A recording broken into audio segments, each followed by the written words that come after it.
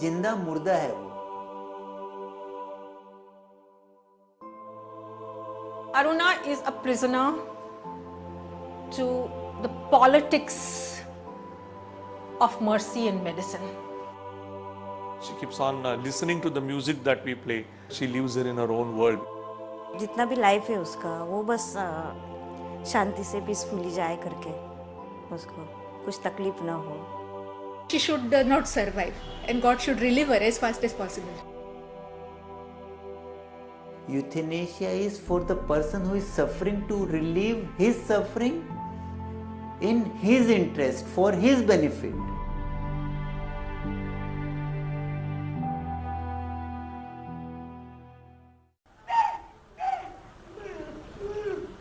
Ward number 4 in Mumbai's KEM hospital, a room strictly off bounds for all except those attending on her.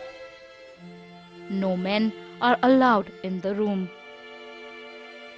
Aruna Shanbaug lies alone, a patient now in a hospital where she once worked. Her eyes are open and stare vacantly into the space. She is cortically blind. She has been lying this way ever since the night of 27th November 1973. She was a forgotten figure till journalist Pinky Virani wrote a book on her and filed a petition for euthanasia in the Supreme Court of India, opening a Pandora's box on the emotional subject. We all know Aruna since 73 and 82. Aruna doesn't know anybody of us. It doesn't really matter who's a nurse, who's Pinky Virani. We're all strangers, we're all friends.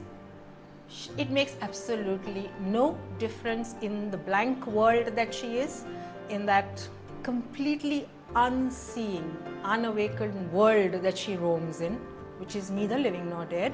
It makes no difference to her at all. I do personally feel that she should not survive and God should relieve her as fast as possible. But then what should be our role and what should be God's role? I think it remains a big variance. It is said that what's a medical profession? What do they do? What does a doctor do? He cures seldom, relieves often, comforts always. So we have to try to see that what comfort we can give to her.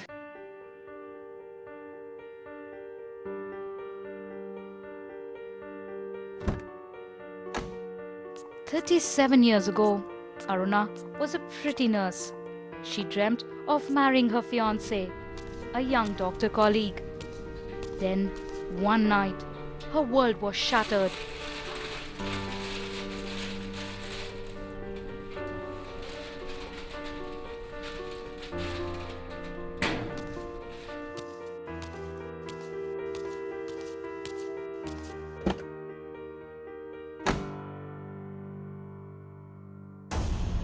Sohanlal Valmiki, a ward boy in the same hospital, resented being castigated by Aruna for his misdemeanors. And so he decided to extract a cold-blooded revenge.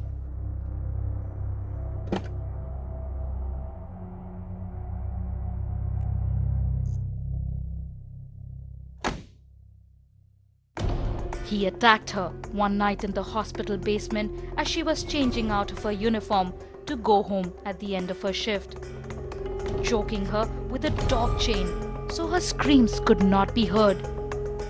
The blood and oxygen supply to her brain was cut off. He then went on to sodomize her.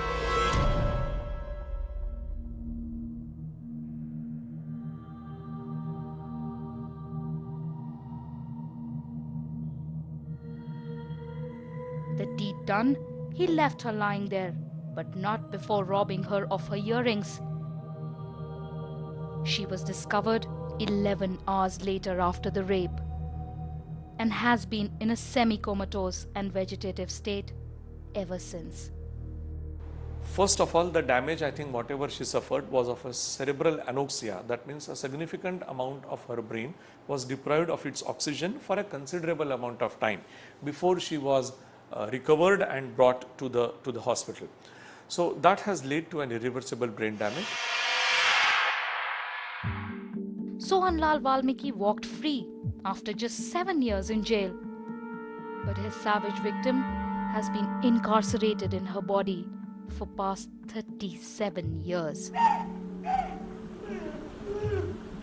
The longest patient to ever stay in a hospital. She was 25 then, and now she is 63 years old. She has spent all these years brain dead, unable to speak, hear or see, abandoned by her own family. There's no hope of her ever reviving. Her bones are brittle, wrists twisted inwards, fingers bent at the joints and fisted into her palms. Her teeth have decayed. Mashed food is force-fed to her to keep her alive. पहले तो वो खाती थी सब, मतलब egg भी उसको पसंद था, नॉनवेज पसंद था उसको, स्वीट पसंद था, लेकिन अभी टीथ वगैरह सब निकाल दिया है उसका, नहीं है। तो आरटी फीड से अभी सब सूप कंडीशन में उसको लिक्विड फॉर्म में दिया जाता है पूरा। अभी उसको मैगी सूप वगैरह दिया जाता है, उसको ठीक लगता है, मतलब खाती है वो ऐसा चूज से। My plea was that the force feeding, which is basically 2 glasses of some mush which is poured into her nose, through her nose into a pipe, that force feeding should be stopped. On 27th of May, Supreme Court ruled that Aruna Shanbaug should live, but at the same time did the unthinkable and opened a crack on its walled pro-life stand. According to the court, euthanasia should not be permitted to Shanbaug because her caregivers are ready to tend to her medical needs. The hospital is taking care of her, and unless they want it, it will not be granted. Virani's petition was also rejected, as she is neither Shanbaug's kin nor her caregiver. However, it also laid a set of tough guidelines under which passive euthanasia can be legalized through High Court monitored mechanism. It has not allowed the same plea to be administered to Aruna Shanbaug, for whom I went to the Supreme Court, but has nevertheless in the judgment defined that her life has no dignity and has asked her current caretakers to approach the High Court should they change their mind. Aruna has been subjected to so much indignity for so long that by now, even the right to die with dignity has become as hollow a shell as her lifeless life.